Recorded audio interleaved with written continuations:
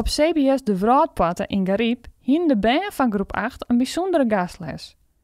Joodske onderdoekster Naomi Waas kwam in de Tweede Wereldoorlog terug in het Frieske Driels.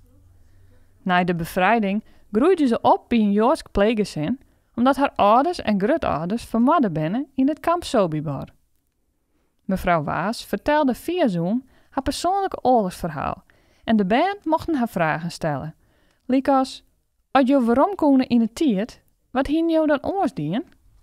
Als ik toen had kunnen kiezen, had ik dit leven niet gekozen. Dan had ik gekozen dat ik leuk bij mijn vader en moeder had gewoond en zo. En dat ik gewoon naar school had gekund en dat ik mijn familie had kunnen opzoeken en dat ik neefjes en nichtjes had. Dat had ik gewild, maar dat heb ik niet in de hand gehad. De Ben Wie Moestel, het weer een heel indrukwekkend verhaal van deze vrouw. En mooi dat ze iemand het nog dragen kan aan de jongeren. Ik vond het wel heel interessant en dat ze er net zoveel van mij kregen had, omdat ze nog zo liet wie. En ja, dat vond ik wel heel interessant. Ik denk dan wel van, waarom zoest dat dan? Waarom zoest mensen tegen mij gaan alleen nog om hun geloof? Wat voor geloof, afkomst of huidskleur als ik hast, iedereen is gelijk. Iedereen is gelijkwaardig. En dat wil we heel erg mij aan de ben. Dus vandaar dit verhaal past er prachtig bij. En we weer van doel om echt nog een nieuwe Nederlander uit te nodigen, voorzien of haar verhaal. Zodat Ben die verbindingen lezen kunnen. Wat vond u het ergst wat de Duitsers hebben gedaan? Hoe ze dat of het een fabriek was. Zo hebben ze de mensen vermoord. En uit hun dingen gehaald, uit hun leven gehaald. Je hebt geen idee wat...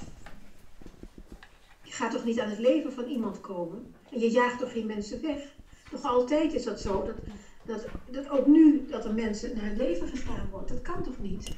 Het is wel een best tragische gebeurtenis. Maar dan snap ik het wel als het soms net hoe was of net hoe was. Het is vanzelf zo, dit zijn vluchtelingen die in Amsterdam wonen en die binnen hierheen gebracht door een heel netwerk van mensen en die binnen hier bij onderzoekplakken komen. En hij zou de oorlog overleefd en we gaan nog steeds te krijgen met vluchteling. Wij zitten vlakbij Burgum, mijn AZC. En wij willen de bende bewust van mij dat het net samen is, dat mensen kunnen vlechten. Hè? Dat er echt wel wat onder de hoorn is. Heeft u nog iets, misschien in 1 of 2 zinnen, wat u ons als klas mee wil geven de toekomst in? Nee, het enige is wat voor mij heel belangrijk is dat je alle mensen in hun waarde laat. Dat ieder mens mag zijn wie hij is.